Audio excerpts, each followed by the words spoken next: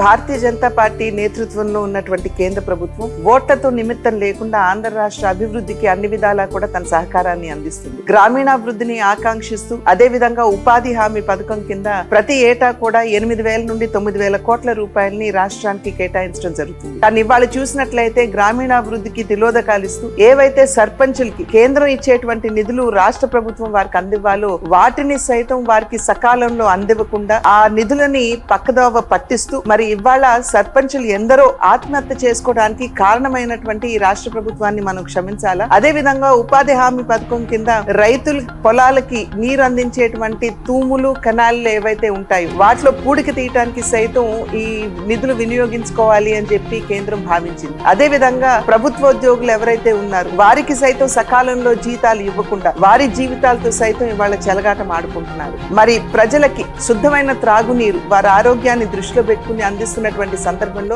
రాష్ట్ర వ్యాప్తంగా 39 లక్షల కుళాయి కనెక్షన్లు ఇవ్వాలంటే నేటి వరకు కూడా సరి అయినటువంటి కుళాయి కనెక్షన్లు ఇచ్చినటువంటి దాఖలాలు లేవు. అంటే ప్రజల జీవితాలతో ఆడుకుంటున్నారా? ఇటువంటి ప్రభుత్వాన్ని మనం క్షమించాలా? ఇటువంటి పార్టీని మనం తిరిగి అధికారంలోకి తీసుకురావాలా?